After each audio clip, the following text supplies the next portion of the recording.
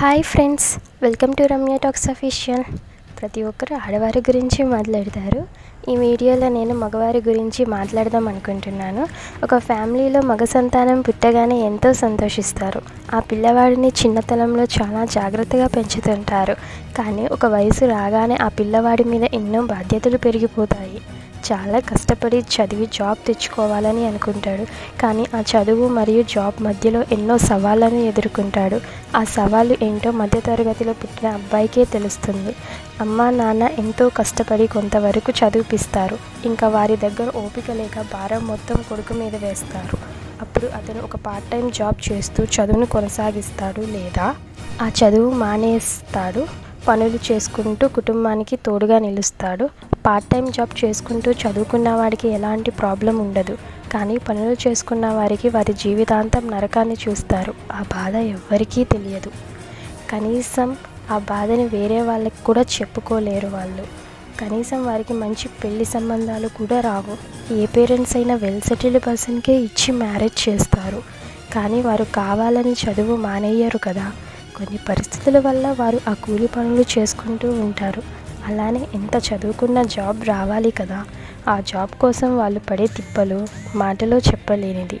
తల్లి 9 నెలలు బిడ్డని మోసి జన్మనివ్వడానికి ఎంత బాధపడుతుందో అలాంటి బాధ జాబ్ కోసం మగవాళ్ళు పడతారు. కానీ ఇంట్లో వాళ్ళకి కొడుకు పడే బాధ తెలియక జాబ్ ఇప్పుడు వస్తుందిరా అని తిడుతూనే ఉంటారు. ఇంట్లో వాళ్ళు ఎన్ని అన్నా బాధపడరు. కానీ చుట్టుపక్కల వారు హేళన చేస్తూ ఉంటారు. మళ్ళీ కాకుల్లా పొడుచుకొని తింటారు. మీ ఫ్రెండ్స్ అందరికీ జాబ్ వచ్చింది, నీకెందుకు రాలేదని హింసిస్తారు. ఇక్కడ ఒక పాయింట్ గుర్తుపెట్టుకోవాలి మనం. అందరి లైఫ్ ఒకేలా ఉండదు కదా. అలానే జాబ్ కోసం ఫ్యామిలీకి దూరంగా బతుకుతుంటారు. ఏ ఫంక్షన్కి అటెండ్ అవ్వరు. ఫంక్షన్కి వెళ్ళాలన్నా భయం వేస్తుంది. వెళ్ళగానే అడిగే ప్రశ్న, ఏం జాబ్ చేస్తున్నావు అని అడిగి టార్చర్ చేస్తుంటారు. సో మగవారు పడే కష్టాలు మాటలో చెప్పలేము. కానీ ఎన్ని బాధలు పడినా వాళ్ళు నవ్వుతూనే ఉంటారు. కంటి నిండి ఒక్క కన్నీటి బొట్టు కూడా రాల్చరు. ఎవ్వరు సానుభూతిని కోరుకోరు.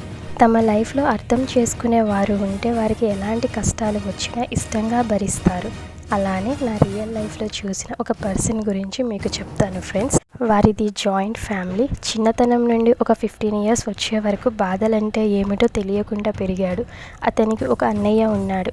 ఫ్యామిలీ సిచ్యువేషన్ చూసి ఏదో ఒక జాబ్ చేయాలనుకున్నాడు వాళ్ళ అన్నయ్య. అప్పుడు అన్నదమ్ముళ్ళు ఇద్దరు రోజు పొలానికి వెళుతూ అలానే స్కూల్కి వెళుతూ డబ్బులు సంపాదించి ఇంట్లో సరుకులు తీసుకొచ్చేవారు. ఇక వాళ్ళ అన్నయ్య 10th అయిపోగానే ఫ్యామిలీ కోసం ఆర్మీ జాబ్లో జాయిన్ అయ్యాడు. తనకి ఏం జరుగుతుందని కూడా ఆలోచించకుండా ఫ్యామిలీ కోసం ఆర్మీలోకి వెళ్ళిపోయాడు. అప్పుడు తన శాలరీతో ఒక 10 మెంబర్స్ని చూసుకుంటున్నాడు. అలానే తమ్ముళ్ళను చదివిపించాడు. చెల్లెళ్లకు పెళ్లి చేశాడు. ఆ తమ్ముడికి పోలీస్ అవ్వాలనే కోరిక. ఫస్ట్ అటెంప్ట్లో జాబ్ రాలేదు. తనకి ఏం చేయాలో అర్థం కాలేదు. అందరూ అడుగుతున్నారు జాబ్ వచ్చిందా అని. ఏం చెప్పాలో అర్థం కాక ఒక 5 days రూమ్లోనే ఉండిపోయాడు. ఇంకా ఇలా కాదని కాకినాడ వెళ్ళిపోయాడు. 2019లో స్టార్ట్ చేశాడు మళ్ళీ ఎస్ఐ ప్రిపరేషన్. ఇంట్లో చాలా కష్టంగా ఉంది. ఫుడ్ ఉండేది కాదు. కొన్నిసార్లు వాటర్ తాగి కడుపు నింపుకునేవాడు. ఇంట్లో వాళ్ళని డబ్బు అడిగి ఇబ్బంది పెట్టేవాడు కాదు. 2021లో మళ్ళీ నోటిఫికేషన్ వస్తుందన్న హోప్తో ఉన్నాడు. కానీ మధ్యలో కరోనా వచ్చింది. నోటిఫికేషన్ లేట్ అవుతూనే ఉంది. ఇంట్లో ఫోన్ చేసినప్పుడల్లా జాబ్ వస్తుందా రాదా ఇదే ప్రశ్న అడుగుతూనే ఉండేవాళ్ళు. అయినా ఏం పట్టించుకోకుండా ఒక్కడే ఆ కరోనా టైంలో రూమ్లో ఉండి చదువుకున్నాడు. ఇంకా చెప్పాలంటే చాలా ఇబ్బందులు పడ్డాడు. లాస్ట్కి 2023లో నోటిఫికేషన్ వచ్చింది. ఈసారి జాబ్ రాకపోతే సూసైడ్ చేసుకుందాం అనుకున్నాడు. ప్రిలిమ్స్లో క్వాలిఫై అయ్యాడు. ఇంకా మెయిన్స్ రాసి వచ్చాక ఒక డిప్రెషన్లోకి వెళ్ళిపోయాడు. మెయిన్స్ పోతుంది అనుకున్నాడు. అలా December 20 వరకు భయంతో బతికాడు, రాత్రులు నిద్ర లేకుండా.